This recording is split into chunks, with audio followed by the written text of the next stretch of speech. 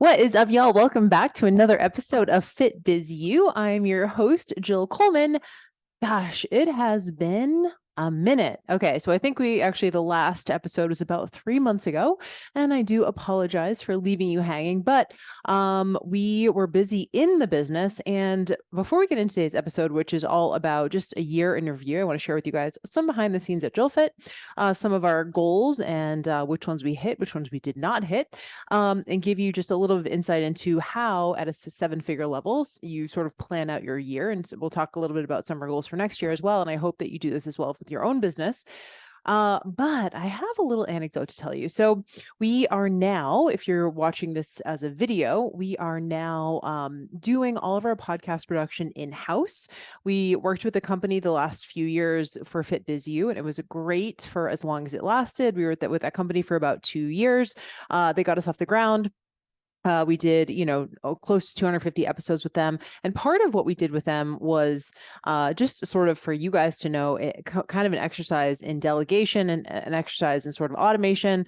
And this company is sort of a done for you service. So essentially, they have recording studios in Los Angeles where I would go once a month and I would sit down, I would record FitBizU episodes for about 2 hours and usually record about 6 to 8 episodes in a row. And then they would take those clips. I would basically sit down, speak, talk, and then leave, right? And then they would take the recordings and they would create, publish the episodes. They did the show notes. They did the promotional materials, all that kind of stuff. Since then, we actually brought in someone in-house to be doing all that stuff. Shout out to Courtney, who's going to be handling all of that moving forward. But what was interesting, and this is just sort of a business lesson I want to start with you guys, is, there are good feelings with this company. I know the owner, we're actually friendly and we've been on each other's podcasts and things like that. So it's nothing to say about the company itself. However, a couple of things that happened.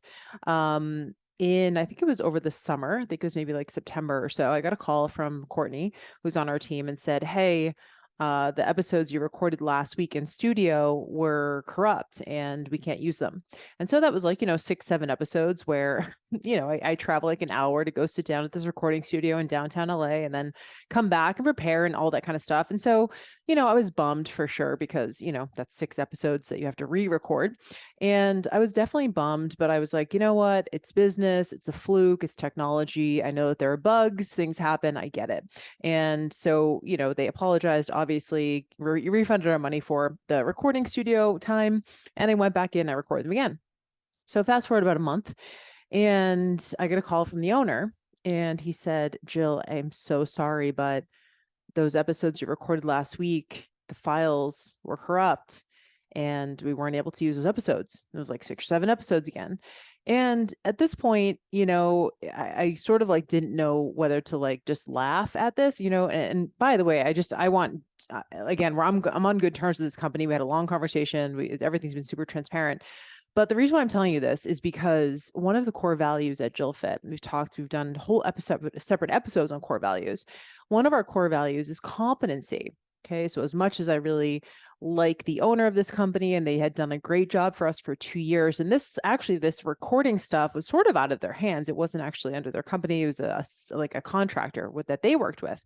And so they wanted to make everything right and went above and beyond, refunded us, did all the things, completely took responsibility. And from that perspective, did a really great job. But at the end of the day, when I look at the JillFit core values, right, of competency, that one is specifically, it literally would have been out of our integrity as a company to continue working with this company. And it also sort of happened at the same time that we were bringing on Courtney more full time. And so, when I think about it from that perspective, from a like business perspective, whether I like this company or not, and whether my feelings are, whoever's feelings are hurt, at the end of the day, if I say that our core values are competency, any of our contractors, any of our team members, myself even, if we're not producing and we're not performing at a certain level, then I have to do something different. So the first time, again, it's fine. It is what it is. Things happen in business. I get it. Second time, now it's like a pattern, right? And so while I'm sure that if we had stayed with that company, I'm sure that they would have literally done everything they possibly could to make sure it didn't happen a third time. I have no doubt of that. we couldn't stay there. And also, again, at the same time, it made our decision a little bit easier to leave because we were, we had Courtney coming on board full time. So anyway, you are seeing this video and I'm actually in my house. I am in the middle of redoing my office. So I'm super excited. Hopefully we're going to have some really fun stuff in here. But today I do want to talk about JillFit in Review 2022. So this first episode should be airing the first week of 2023. And one of the things that was really interesting for me this year was our second year scaling. So in early 2021, we made it our goal to hit 7 figures within a calendar year.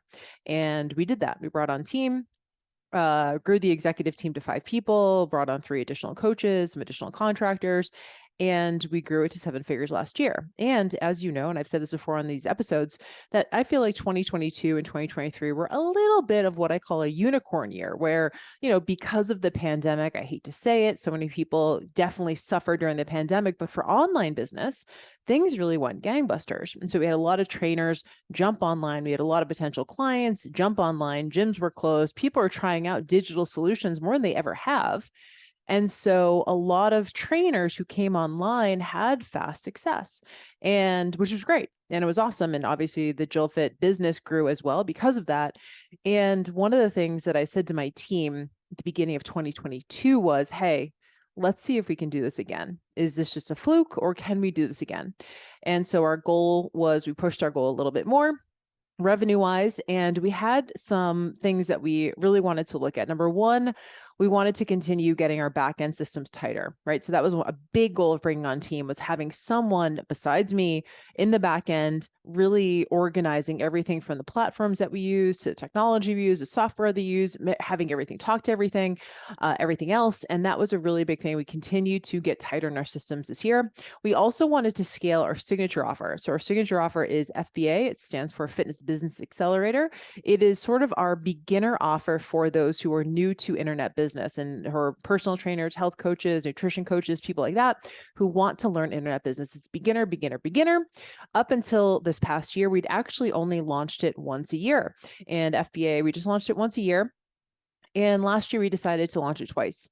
And then this year we decided to launch it twice again. And so we ended up bringing in over $500,000 just in that program alone. So we continue to scale that program. That's actually a continued goal for next year. We have even bigger goals for it for next year.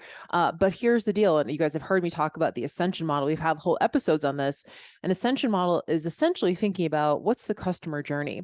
And for us, Fitness Business Accelerator, FBA, really is the best starting point for everybody, right? We have more advanced programs like Legacy and the Mastermind and other places that people can go, but FBA really is the best starting point. You start people from absolute scratch. And so our goal as a company is to get as many people in the bottom of that sort of ascension pyramid as possible, because if they come into FBA and they have a great result, typically people stay in FBA for a couple of years to get to the point where they're ready to then apply for Legacy. And then from there, if they are ready to apply for the 6-figure mastermind. And so we really want to think about how can we get more people up in the bottom of our pyramid so that they can essentially move up to other places. And so FBA is really it's our moneymaker. It's our biggest, product and service. And it's what we spend the most time perfecting, to be honest. We spend a lot of time in there making sure the curriculum is tight, making sure people are successful. They have what they need. They have the support that they need. And we're going to be doing even more of that next year. So that was a big goal of us this year. And we did that as well. This year was the very first year that we created a 6-figure container.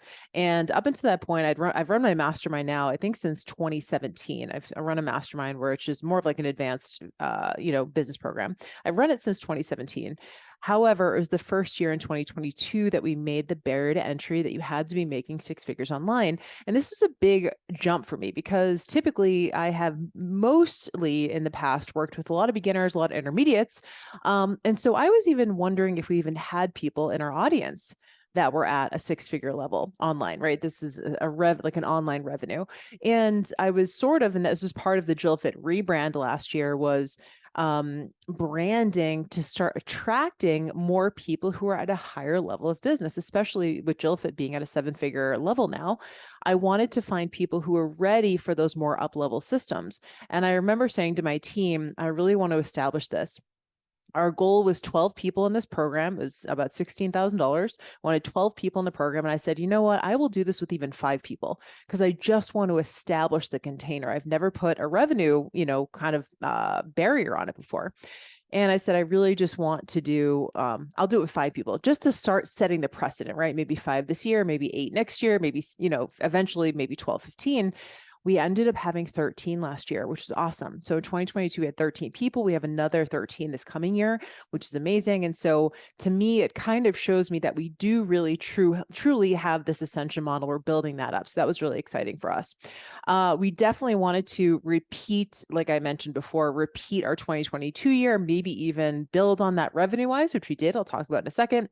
Wanted to bring some of our team members on full time. So Sarah, who most of you guys have talked to, if you've ever emailed it to JillFit, you've talked to Sarah. She's the head of customer success, and she went full time this year at JillFit. And that has been a blessing because she's also the head of coaching, which has been amazing. And we're also trying to get 1 or 2 other members of my team to full time this coming year, which, at the end of the day, as the digital CEO, as the person who's running the company, who's sort of leading the charge and sort of the visionary for the company, can be a little bit scary, especially if you have been a solopreneur as long as I have been, where I knew that I was always making enough money for me and to pay like a VA part-time, right? That was like kind of easy. I never had to worry about that.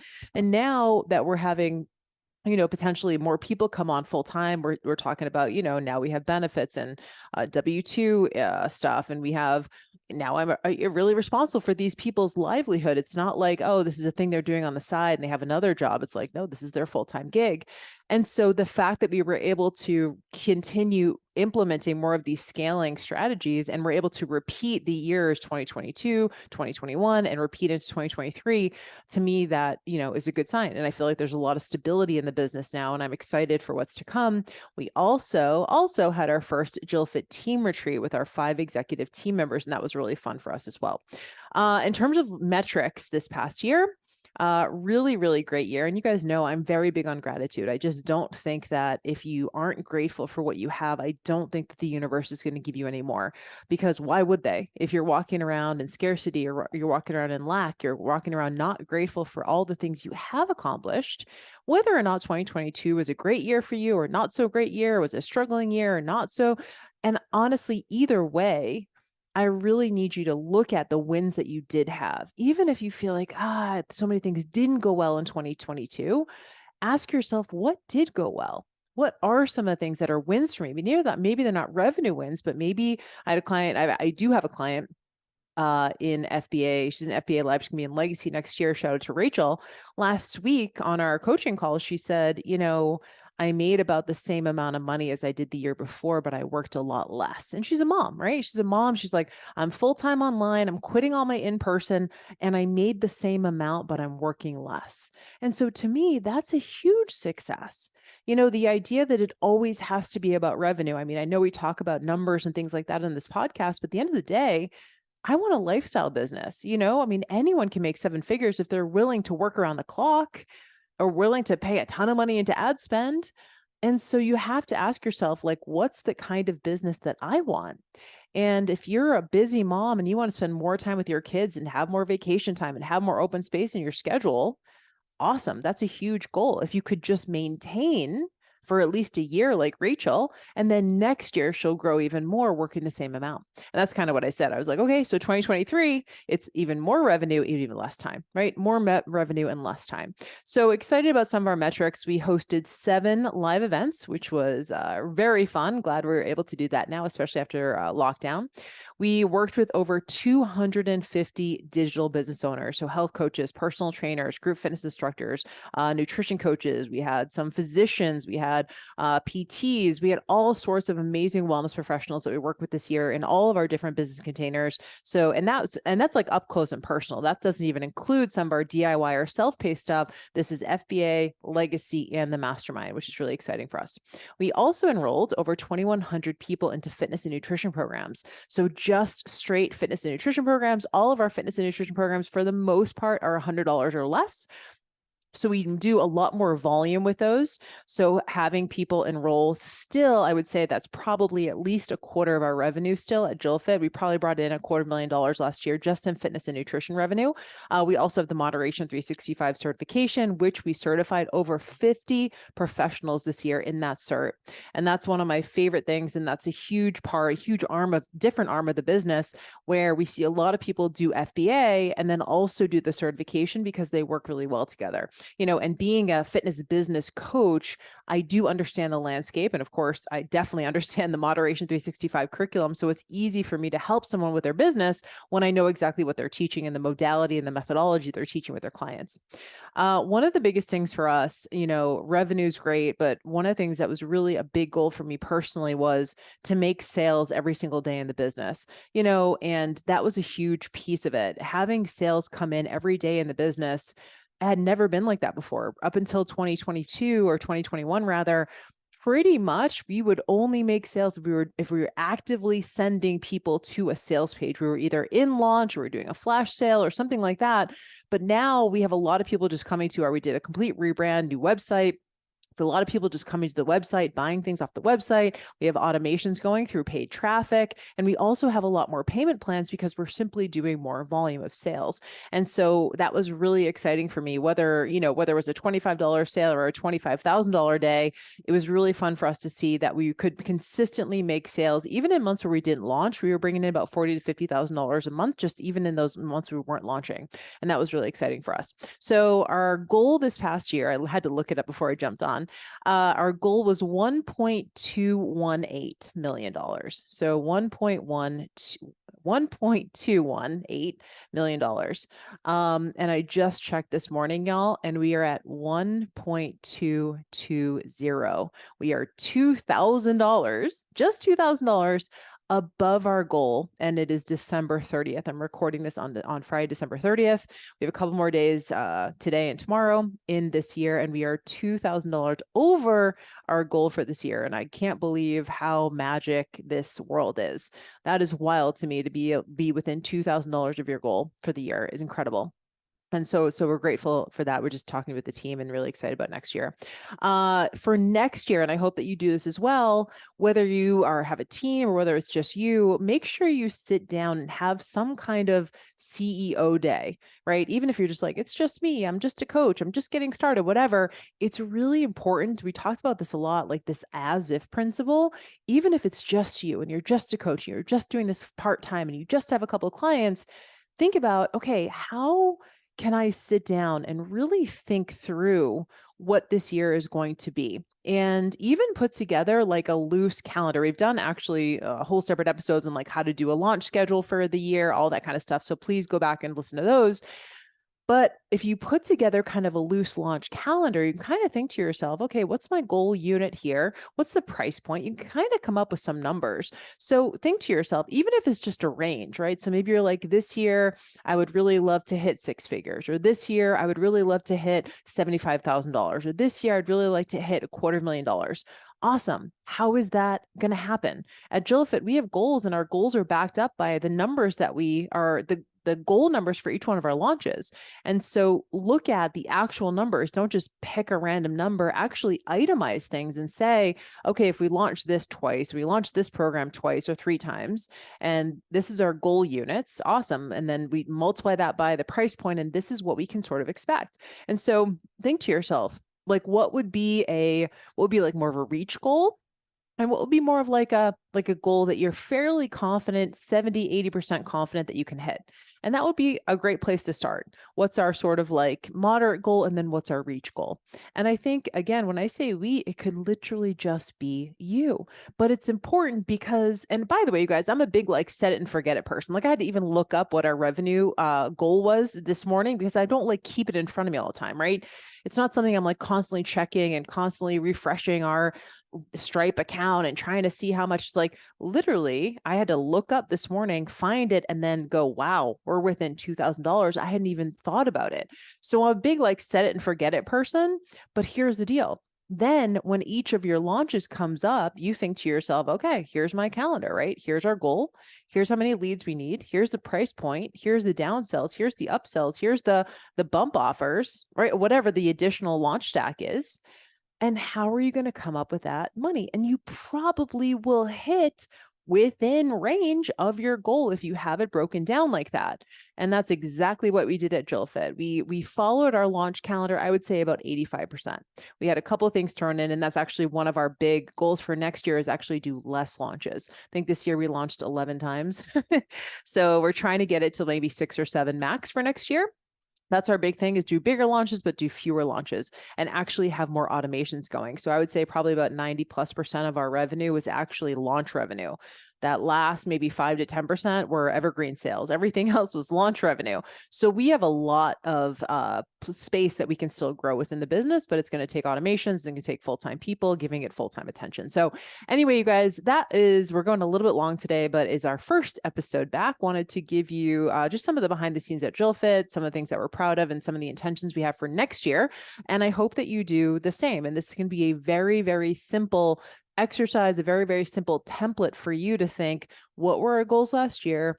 Did we hit them? If we did, awesome. If we didn't, why might we not have, right? Don't take it personally, get clinical with it. By the way, you guys, like we didn't hit all of our goals. In fact, for our like individual launches, I think we only hit maybe only 40% of our like actual goals for launches. We just ended up making a whole bunch of other revenue that wasn't on the launch calendar, right? Maybe automations, maybe flash sales, maybe additional bonus stuff that we hadn't planned on. So we ended up making probably close to $200,000 in other stuff that just wasn't even on our launch calendar. So our actual launches, I would say maybe 40% of our launches, we actually hit our numbers. And so I don't take that as a loss, right? I don't look at that and say, oh, this is bad or it's going in the wrong direction. I just go, cool, this is different than I thought it was going to be. And how can we continue to get better next year? If we didn't hit our goals, why is that? What do we need? Do we need more? What are our conversion numbers? How many leads did we have? How well are we messaging this thing? Can we tweak our messaging a little bit? Do we need to put more money into paid traffic? What does that look like? And so this is not an excuse for you to get down on yourself or to start comparing yourself.